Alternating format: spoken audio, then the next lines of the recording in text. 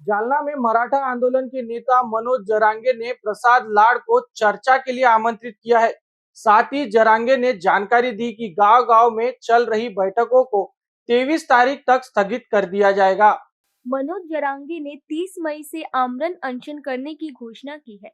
दूसरी ओर प्रसाद लाड ने मीडिया से बातचीत में कहा कि सरकार मराठा समाज की जांगों को लेकर सकारात्मक है।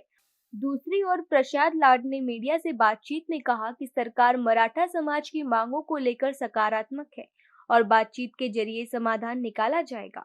इस पर प्रतिक्रिया देते हुए जरांगे ने कहा कि वे सरकार के विरोध में नहीं है। अगर सरकार मराठा समाज की मांगे मानने को तैयार है, तो आंदोलन की आवश्यकता नहीं पड़ेगी। उन्होंने प्रसाद लाड से कहा कि वे 23 तारीख तक मुख्यमंत्री से सभी मांगों को मंजूरी दिलाकर अंतरावली पहुंचे। हालांकि जरांगे ने चेतावनी देते हुए कहा, हमारे साथ दगा या धोखा मत करना, हम किसी को भी आसानी से नहीं भुलाते। आपको विशेष रूप से निमंत्रण दिया है। इस संबंध में मनोज जरांगे ने अपनी प्रतिक्रिया दी। आम्ही लाड भाऊंवरती विश्वास टाकलाय. त्यांनी मीडियातून जे स्टेटमेंट केलं, समाजात संभ्रम जायला नको ना. मी भाजपच्या विरोधात आहे काय, मी शिवसेनेच्या विरोधात आहे काय, मी राष्ट्रवादीच्या विरोधात आहे काय, दुसऱ्या शिवसेनेच्या विरोधात आहे काय, मी काँग्रेसच्या विरोधात आहे काय, महाविकास आघाडीकडे किंवा महायुतीच्या विरोधात आहे की काय. मी एक आंदोलक आहे आणि गरिबांच्या लेकराचं कल्याण करण्यासाठी मी लढणार आहे. संभ्रम नको, त्यांच्या बोलण्यातून संभ्रम नको.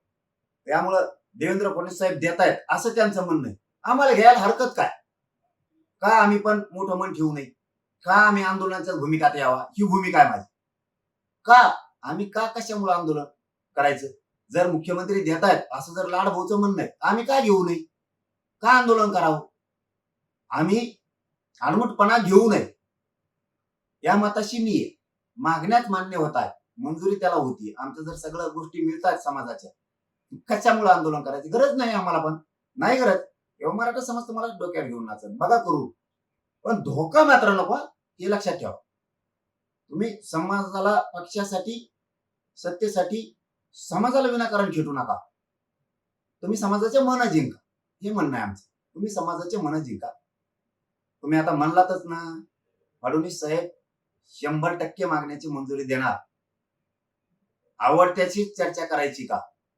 आम्हाला पण बोलवा, आमच्याशी पण करा. बोलव, तुम्हाला बोलवलं, सन्मानानेच बोलवलं आणि सन्मानानेच वापस पाठवणार आम्ही सुद्धा तुम्हाला. फक्त माझ्या समाजाच्या गरीबाच्या लेकराच्या मागण्याची मंजुरी द्या, पण 23 मेच्या आत. कारण आम्ही आता तुमच्या शब्दावरती बैठका थांबवल्यात. राज्यातल्या गावागावात बैठक सुरू होते. लोक प्रचंड तयारी करतात. आम्ही उन्हा फिनाला भेट नाहीत, आम्ही मुसळधार पावसाला भेट नाहीत. आमच्या समाजाच्या लेकराचं आयुष्य आमच्यासाठी लय महत्वाचं, म्हणून आम्ही भेट नाहीत त्या गोष्टीला. कशालाच. आम्ही जातीसाठी काही पण करू शकतो आणि माझ्या मराठा जातीत लय ताकद, प्रचंड ताकद. तिची क्षमता कोणी बघायचा प्रयत्न करायची गरजच नाही.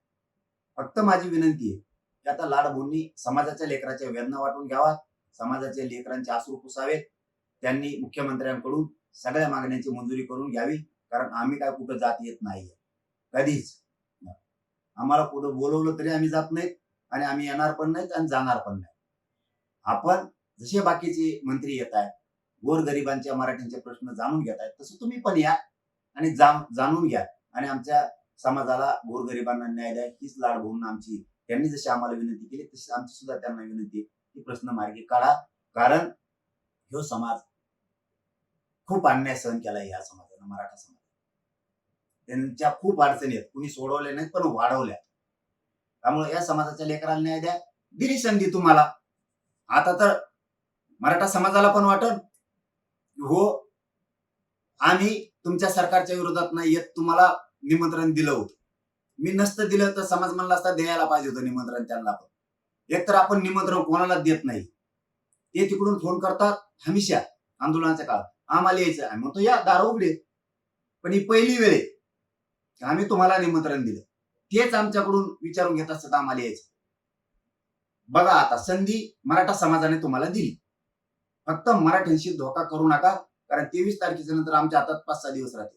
आमच्या कोण तयारी आंदोलनाची होणार नाही आणि त्यो समाजाशी गद्दारी होईल, ती फसवणूक होईल, ती समाजाशी केलेला धोका होईल. फक्त समाजाचे डाव नको. लाड भाऊनी लक्षात घ्यावं, समाजाचे प्रश्न सोडावे. त्यांनी 23 मे पर्यंत आंतरिक वाढीत यावं. आम्ही आशेने अपेक्षेने त्यांची वाट बघतो.